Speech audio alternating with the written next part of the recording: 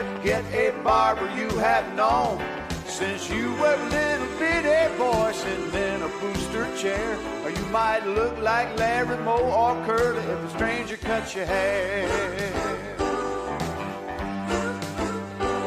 Well, Butte, Montana, just passing through. One thing I just had to do, had to get a haircut, and I was worried for my hair. Oh, I had a feeling of impending doom the minute I stepped into that room, laid my eyes upon that barber chair.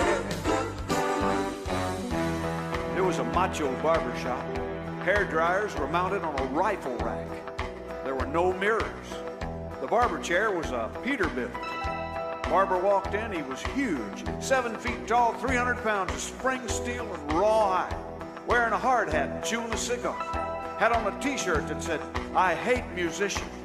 Threw me in the chair, sneered, and said, "What'll it be, pal?" Now, a lot of people would be intimidated in a situation like this. I was not. I am what I am, play my piano and sing my little songs. I looked him right in the eye and I said, "I'm a logger. Yeah, just in from Coos Bay, Oregon. Been topping trees.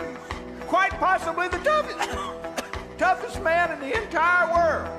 He said, "All right." He gave me a haircut. I walked out there, friends, my hair was gone. Made Kojak look like William Lee Golden. Yeah, had a tremendous craving to operate heavy equipment. Now, you might think that Butte, Montana haircut's the worst any man could ever get. Wrong. Well, a few months later, I was way down south. Grits and gravy and a hush-show mouth. Hair so long, I'm starting to look like a man in drag. It was then that the sheriff walked up and said, "Hey, boy, you got too much hair on that head. You better get yourself a haircut or a dog tag." Well, when I stepped into the shop, I realized immediately that I was dealing with a born-again barber.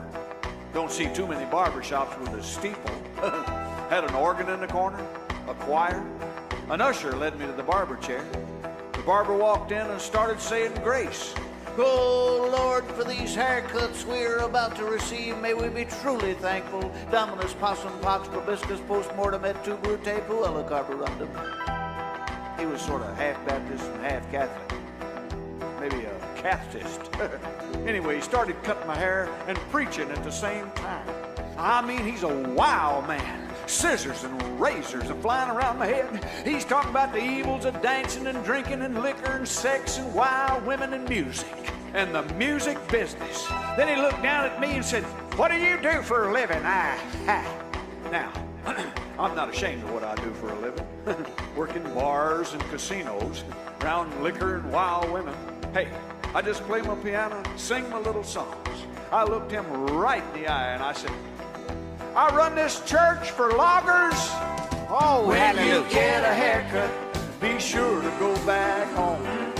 When you get a haircut, get a barber you have known since you were a little bitty boy sitting in a booster chair. Or you might look like Larry Moe or Curly if a stranger cuts your hair.